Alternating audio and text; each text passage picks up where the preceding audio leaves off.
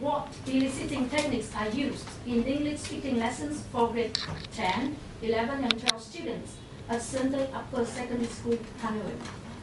The second question is, how are these techniques used to elicit students' talk? Next, I will move on to the methodology of the research. Regarding the study design, the research followed both qualitative and quantitative approaches. In terms of data collection procedure, I would like to provide 3 minor points: participant, instrument, and sampling. Participant. There are 120 students involved in the research process. Each grade consists of 40 students, 6 teachers who are in charge of all 3 grades. Instrument. The first instrument is observation. The researcher designs observation checklists to focus on 3 main points. It is aimed to observe the listening techniques employed in speaking lessons, the frequencies and the stages of using elicitation, and then some comment and transcript.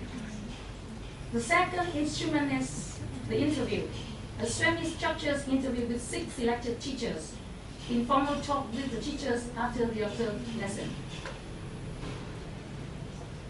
The last is the questionnaire. Close-ended question was designed to collect data from 120 students in all 3 grades. In terms of sampling, according to the time allocation of the whole school, the researcher decided that 120 students of 3 grades involved in the research process. All 120 students answered the questionnaire. 3 teachers were chosen to be observed, and 6 teachers to be interviewed. Regarding the data analysis, there are 3 steps. The first step is data collection preparation. The researcher designed questionnaires and observation schedules, and then she piloted the questionnaires. The second step is data collection. The researchers delivered and got back the questionnaires, and then she observed. Then she prepared the interview question and schedules. The last step is final data gathering. The researcher did transcribed observations and conducted and transcribed interviews. I will provide you some major findings of the study based on the 2 research questions.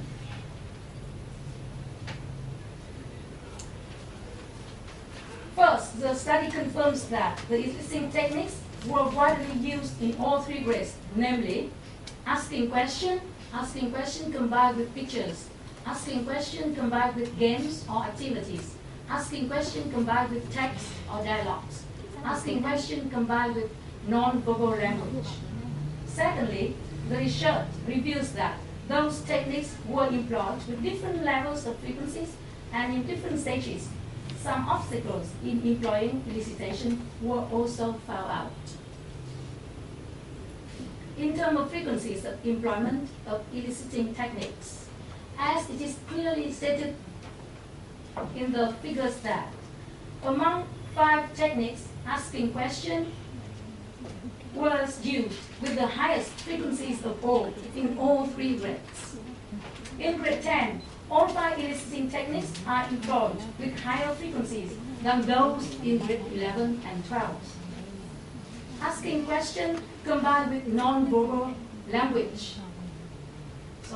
Asking question combined with text or dialogues is used with the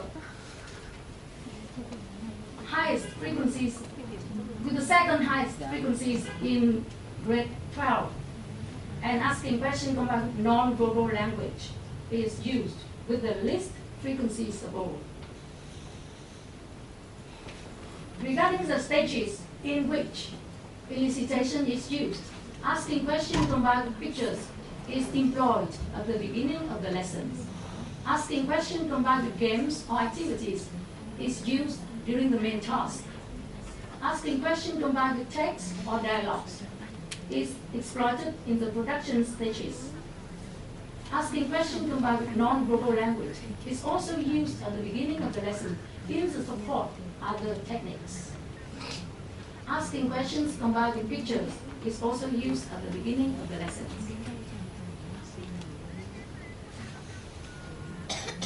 The researchers also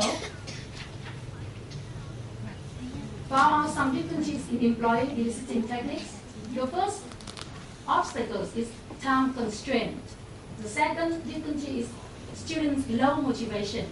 And the last but not least is the worst exam effects. Here, the research also offers some pedagogical implications. First, teachers should pay attention to what, how, and when questions in elicitation should be used in order to obtain the maximum of effectiveness. Therefore, students could find themselves motivated in participation in the communication process. Second, teachers should ask why questions when employing eliciting techniques so that they can promote students' higher thinking and answering. Last, careful lesson plans and a variety of exploitation in elicitation may help teachers stimulate students to play a more active part in the speaking process. I will move on to the limitation of the study. To some extent, the paper has depicted an overall pictures of the teacher's use of eliciting techniques during English speaking lessons. However, there still exist some drawbacks. The first shortcoming is a limited population. The second limitation is sick lessons might not reflect the whole pictures of the reality of exploitation of eliciting techniques in a big school like Sunday High School. Some teachers interviewed might not want to reveal the truth, so it profoundly affected the in-depth of the answers.